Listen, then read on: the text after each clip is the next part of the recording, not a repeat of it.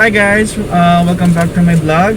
So today is Friday and it's already 3:48 p.m. and we're on the way to IKEA. Bibili lang kami ng mga abubot and mag-check din ako ng mga items na pwede kong ipadala sa Pilipinas. So samahan nyo kami guys. So by the way, this is part 2 ng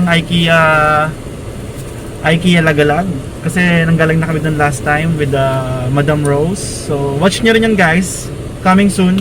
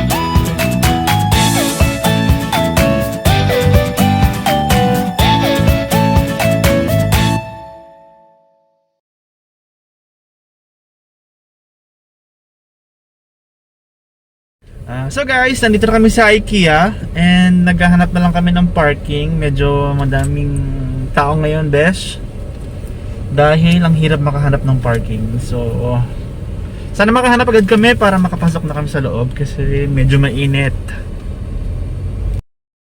One eternity later. So ayan guys, nakikita nyo wala talagang parking.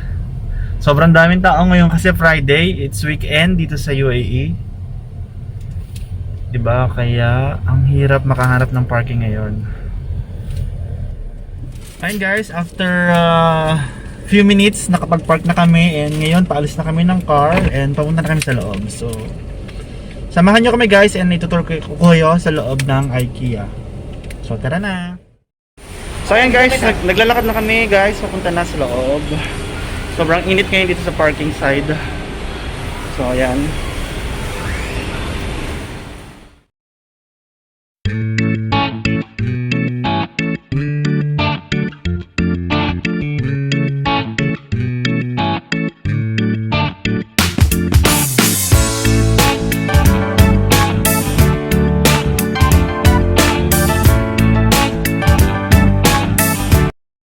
Guys, sobrang daming tao. Nakakahiya mag-vlog kasi talagang tumitingin yung mga tao, lalo na ibang lahi. Tumitingin sila sa akin ano ginagawa ko.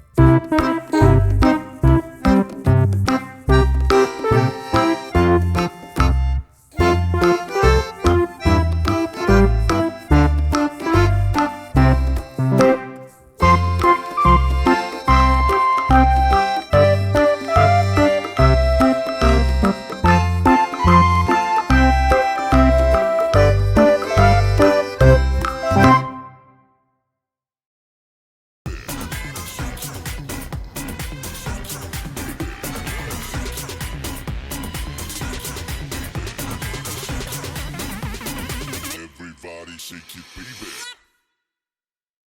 Kick. Hey, hey, hey, hey.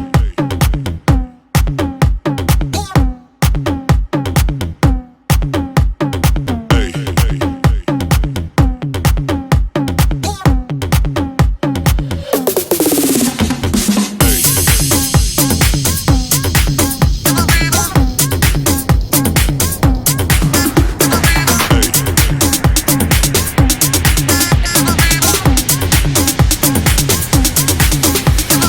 Everybody shake it, baby.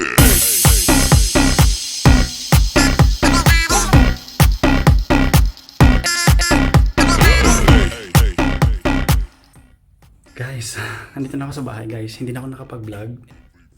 Kasi sobra talagang daming tao dun sa IKEA. So, wala na akong time. Wala na akong chance makapag-vlog kasi alam mo naman dito guys, medyo maraming maarting tao.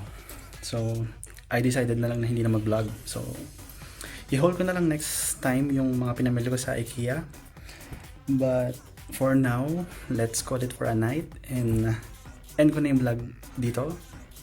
And, see you on the next vlog guys. Bye-bye!